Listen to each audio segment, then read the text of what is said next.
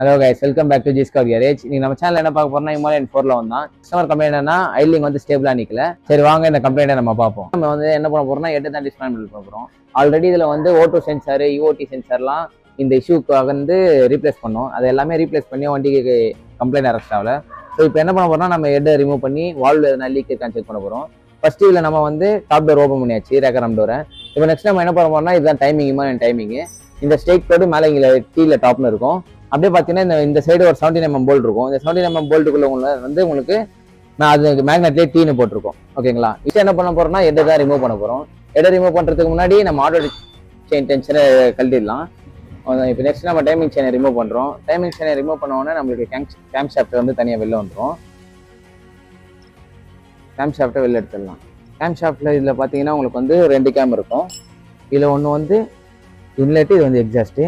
இது வந்து டீகம்ப்ரஸர் பின்னு சொல்லுவாங்க. இந்த டீகம்ப்ரஸர் பின் எதுக்கு ஒர்க் ஆகுதுன்னா, நம்ம வண்டி வந்து எந்த ஸ்ட்ரோக்ல வந்து வண்டி ஸ்டாப் ஆயிருக்கு தெரியாது. கிராங்க் ரொட்டேட் ஆகும்போது இந்த டீகம்ப்ரஸர் பின் ஆக்டிவேட் ஆகும்.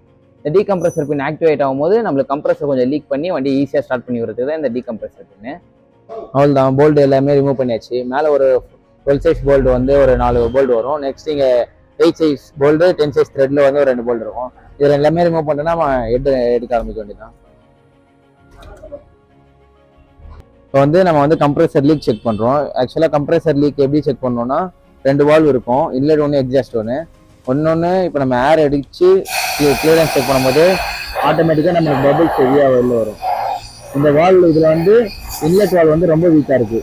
அதனால தான் நம்மளுக்கு கம்ப்ளைண்ட்டே வந்து ஹீட் ஆனால் ஐட்லிங் நிற்க மாட்டேன். ஹீட் ஆன உடனே என்ன ஆகுதுன்னா இந்த வால்வ் வந்து கிளியரன்ஸ் வந்து ஓப்பன் ஆகிடுது. ஸோ என்ன ஆகுதுன்னா வண்டி ஸ்டேபிள் ஐட்லிங் நிற்க விடாமல் ஏர் ரிலீஸ் பண்ணிகிட்டே இருக்குது. இதுதான் வந்து ஆக்சுவல் கம்ப்ளைண்ட்டு.